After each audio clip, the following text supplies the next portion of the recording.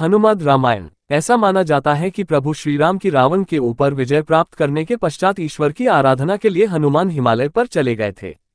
वहां जाकर उन्होंने पर्वत शिलाओं पर अपने नाखून से रामायण की रचना की, जिसमें उन्होंने प्रभु श्रीराम के कर्मों का उल्लेख किया था।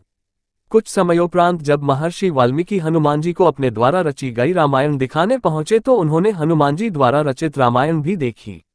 उसे देखकर वाल्मीकि थोड़े निराश हो गए तो हनुमान ने उनसे उनकी निराशा का कारण पूछा तो महर्षि बोले कि उन्होंने कठोर परिश्रम के पश्चात जो रामायण रची है वो हनुमान की रचना के समक्ष कुछ भी नहीं है, अतः आने वाले समय में उनकी रचना उपेक्षित रह जाएगी। ये सुनकर हनुमान ने रामायण रचित पर्वतशिला को एक कंधे पर उठाया और दूसरे कंधे पर महर्षि वाल्मीकि को बिठाकर समुद्र के पास गए और स्वयं द्वारा की गई रचना को राम को समर्पित करते हुए समुद्र में समा दिया। तभी से हनुमान द्वारा रची गई हनुमद रामायण उपलब्ध नहीं है। तदुपरांत महर्षि वाल्मीकि ने कहा कि तुम धन्य हो हनुमान, तुम्हारे जैसा कोई दूसरा नहीं है, और साथ ही उन्होंने ये भी कहा कि वो हनुमान की महिमा का गुणगान करने के लिए एक जन्म और लेंगे। इस बात को उन्होंने अपनी रचना के अंत में कहा भी है।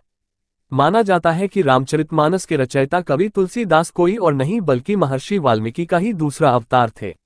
महाकवि तुलसीदास के समय में ही एक पट्टिका को समुद्र के किनारे पाया गया, जिसे कि एक सार्वजनिक स्थल पर टांग दिया गया था ताकि विद्यार्थी उस भूलिपि को पढ़कर उसका अर्थ निकाल सकें।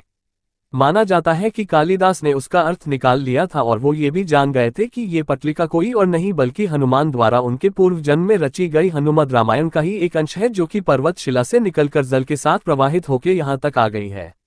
उस पट्टिका को पाकर तुलसीदास ने अपने आप को बहुत भाग्यशाली माना कि उन्हें हनुमद रामायण के श्लोक का एक पद्य प्राप्त हुआ।